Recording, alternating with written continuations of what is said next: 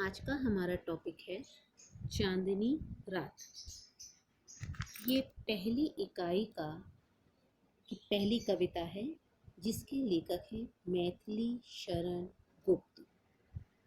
इस कविता में ये कविता पंचवटी महाकाव्य से ली गई है। इस कविता के अंदर जब राम और सीता पंचवटी में आकर रहे थे उस समय का ये वर्णन है कि चांदनी रात में किस तरीके से जब लक्ष्मण कुटी के बाहर पहरा दे रहे थे तो उस समय का जो ये है ये पूरा वर्णन उस वक्त का है। चारों चंद्र की चंचल किरणें खेल रही हैं जल थल में। चारों का मतलब होता है सुंदर, चंद्र यानी चंद्रमा, चंचल किरणें, किरणें यानी चंद्रमा का प्रकाश।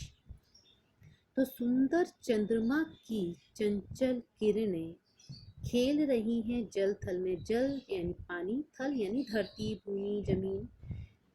तो सुंदर चंद्रमा की चंचल किरणें जल और धरती पर चारों तरफ फैली हुई हैं। स्वच्छ चांदनी बिछी हुई है अवनी और अंबर तल में। स्वच्छ यानी निर्मल, निर्मल चांदनी, अवनी यानी धरती, अंबर यानी आकाश। निर्मल चंद्रमा की निर्मल चांदनी धरती और आकाश में चारों तरफ बिछी हुई है। पुलक प्रकट करती है धरती हरित तृणों के नोकों से। पुलक यानी खुशी, तृण यानी घास के नोक, हरित यानी हरी। धरती भी हरे घास की नोकों के माध्यम से अपनी खुशी को प्रकट कर रही है। मानो झूम रहे हैं तरु भी मंद पवन के झोंकों से।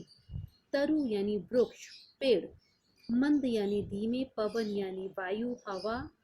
तो हवा के चलने से पेड़ भी जो धीरे धीरे हिल रहे हैं और ऐसा प्रतीत होता है कि जैसे वह भी खुशी में झूम रहे हैं।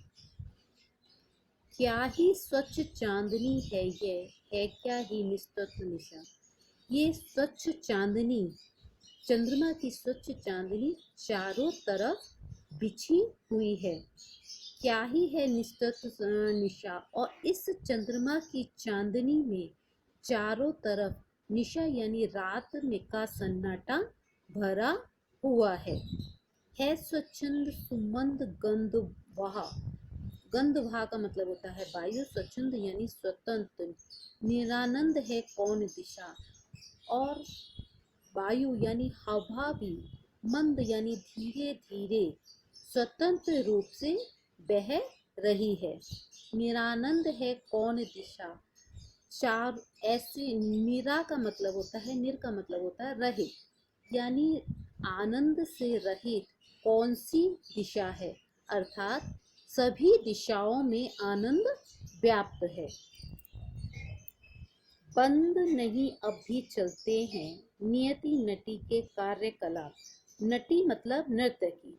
जिस प्रकार जब नर्तकी अपना नृत्य करती है वह अपनी प्रशंसा या आलोचना की परवाह किए बिना ही नृत्य करती रहती है।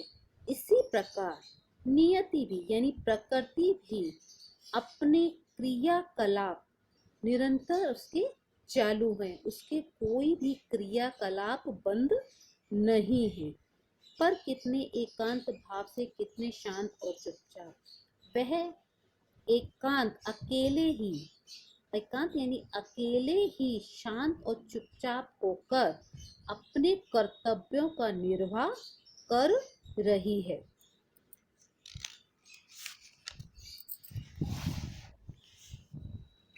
हे बिखेर देती वसुंधरा मोती सबके सोने पर।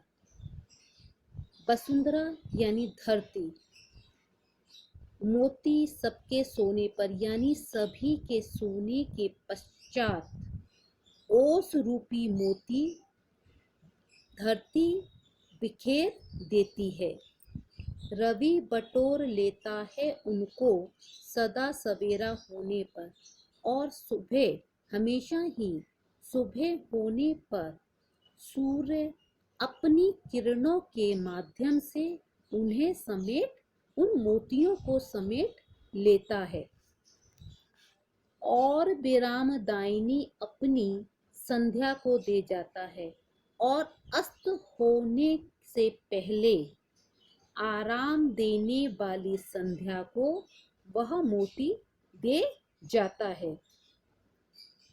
शून्य श्याम तनु जिससे उसका नया रूप छलकाता है, मानो कि आकाश का सांवला शरीर वह एक नए रूप में प्रस्तुत करता है। पंचवटी की छाया में है सुंदर पर्णकुटी बना। पंच यानी पांच, बटी यानी बट के वृक्ष। ये 5 बट वृक्षों की छाया में एक सुंदर पत्तों की कुटिया बनी हुई है। उसके सम्मुख स्वच्छ शिला पर धीर वीर निर्भीक मना। उसके सामने एक स्वच्छ चट्टान पर धीर वीर निडर मन वाला पुरुष बैठा हुआ है। जाग रहा यह कौन धनुर जबकि भुवन भर सोता है। यह कौन धनुर्धर है जो जबकि पूरा संसार सोया हुआ है और यह जाग रहा है। भोगी कुसुमायुध योगी सा बना दृष्टिगत होता है। यह भोग करने वाले कामदेव के समान ऐसा लगता है कि भोग करने वाले कामदेव तपस्वी का रूप रखकर यहाँ बैठे हुए हैं, या तपस्वी के रूप